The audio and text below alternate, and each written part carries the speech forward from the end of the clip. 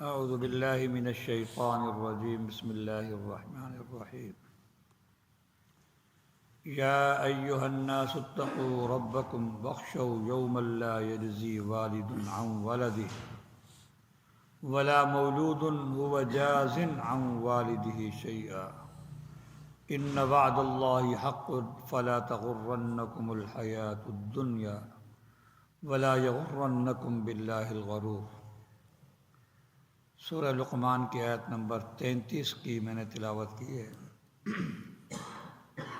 اللہ تبارک و تعالیٰ ارشاد فرماتے ہیں یا ایھا الناس اتقوا ربکم، اے لوگو اپنے رب سے ڈرو، جس کو تم اپنا خالق اور رازق سمجھتے ہو، مالک سمجھتے ہو، اس کی نافرمانی مت کرو، اس کی پکڑ سے، اس کی گرفت سے، اس کی طرف سے ہونے والے عذاب سے ڈرو۔ یہ خوف خدا جو ہے، اس میں بار بار کہتا رہتا ہوں، یہ وہ واحد طاقت ہے جو انسان کو جرائم سے روک سکتی ہے۔ دنیا کی کوئی چیز بھی انسان کو، یہ جتنے مرضی یعنی کہ نظام بنا لیں، کیمرے لگا لیں یا کوئی کرپشن، اینٹی کرپشن کا نظام بنا لیں، عدالتیں لگا لیں، فوج، پولیس، سب کچھ، کئی موقع ایسے آتے کوئی دیکھنے والا انسان کو نہیں ہوتا، اگر وہ چاہے تو گناہ کر سکتا ہے، لیکن ایک ہی چیز ہے جو انسان کو روکتی ہے، وہ ہے خوف خدا۔ خوف خدا۔ وَاخْشَوْا يَوْمًا لَا يَجْزِي وَالِدٌ عَنْ وَلَدِهِ، اور اے لوگو اس دن سے ڈرو جس دن کوئی باپ اپنی اولاد کی طرف سے بدلہ نہیں دے گا، وَلَا مَوْلُودٌ هُوَ جَازٍ عَنْ وَالِدِهِ شَيْئًا، اور نہ ہی کوئی اولاد، کوئی بیٹا اپنے والد کی طرف سے کوئی بدلہ دے گا۔ ایسا بے کسی اور بے بسی ہوگی اس وقت۔ اللہ پاک نے اس بے بسی اور بے کسی کا ذکر فرمایا ہے۔ انسان انتہائی بے کس اور بے بس ہوگا، حتیٰ کہ انتہائی قریبی رشتہ، سب سے قریبی رشتہ دنیا کے اندر باپ بیٹے کا ہوتا ہے۔ باپ کتنا جان نچھاور کرتا ہے اپنی اولاد کی اچھائی کے لیے، اس کی صحت کے لیے، اس کے مستقبل کے اچھے ہونے کے لیے، سب کچھ لگا دیتا ہے، سردی گرمی کی پرواہ نہیں کرتا۔ لیکن کل قیامت کے دن یہی باپ بیٹا ایک دوسرے سے بھاگتے پھریں گے۔ حدیث میں آتا ہے کہ ایک موقع ایسا آئے گا، ایک آدمی، اس کے پاس ایک نیکی کم ہوگی، صرف ایک نیکی، وہ ایک نیکی کی تلاش میں مارا مارا پھرے گا، تو اس کے خاندان کے سارے لوگ اس سے چھپتے پھریں گے، ویسے بھی چھپتے پھریں گے، کوئی ہم سے کوئی نیکی نہ مانگ لے۔ میں کہ یوم یفر المرء من اخیہ وامہ وابیہ وصاحبتہ وبنیہ لکل امرئ منہم یومئذ شأن یغنیہ۔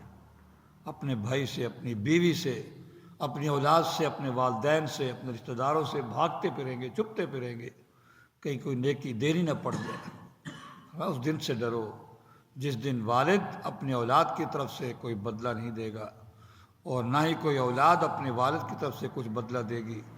پہلے پارے کے اندر 2 جگہ ارشاد فرمایا، یا بنی اسرائیل اذکروا نعمتی التی انعمت علیکم وانی واتقوا یوما لا تجزی نفس عن نفس شیئا۔ کوئی بھی کسی کی طرف سے کوئی بدلہ نہیں دے گا، تو اب اس کو چھوڑ دو، میں دے دیتا ہوں، اتنے کروڑ روپے دے دیتا ہوں، یا میں اپنے آپ کو پیش کر دیتا ہوں، مجھے پکڑ لو۔ ولا يقبل منها عدل ولا تنفعها شفاعة ولا هم ينصرون۔ دنیا میں بچنے کے 4 طریقے ہوتے ہیں، فرمایا چاروں کی نفی کر دی۔ کل قیامت کے دن نہ کوئی کسی کی مدد کرے گا، نہ کوئی کسی کی طرف سے اپنے آپ کو پیش کرے گا، نہ کوئی سفارش قبول کی جائے گی، کچھ بھی نہیں ہوگا، نہ کوئی بدلے میں چلو بھی پیسے دے دو، کچھ بھی نہیں ہوگا۔ چاروں طریقوں کی نفی کر دی۔ فرمایا کہ اس دن سے ڈرو جس دن والد اپنی اولاد کی طرف سے کچھ بھی نہیں دے گا بدلے میں، نہ اولاد اپنے والد کی طرف سے کچھ بدلے میں دے گا۔ ان وعد اللہ حق، یہ صرف چلتی ہوئی بات نہیں ہے، یہ حقیقت ہے، یہ کوئی بڑھک نہیں ہے۔ فرمایا کہ یہ حقیقت ہے، ان وعد اللہ حق، بے شک اللہ کا وعدہ بالکل سچا ہے، حق ہے، برحق ہے۔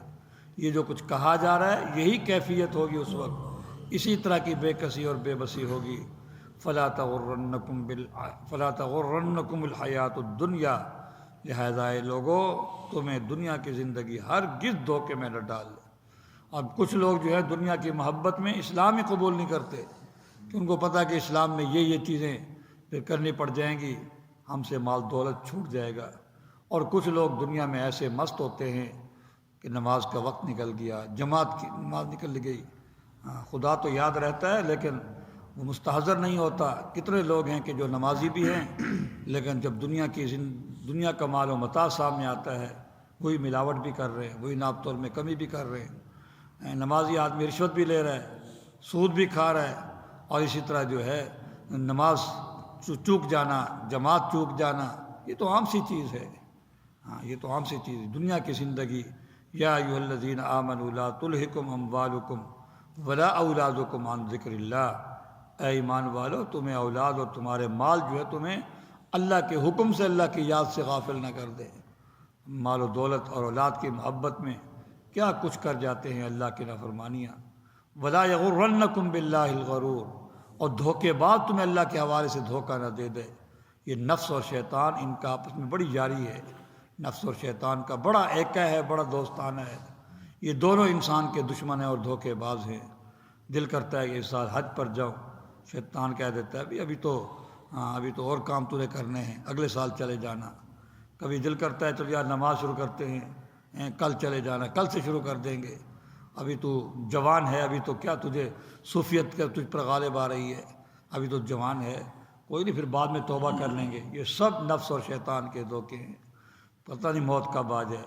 ولا یغرنکم باللہ الغرور، دھوکے باز تمہیں ہرگز اللہ کے حوالے سے دھوکے میں نہ ڈال دے۔ الحمدللہ رب العالمین۔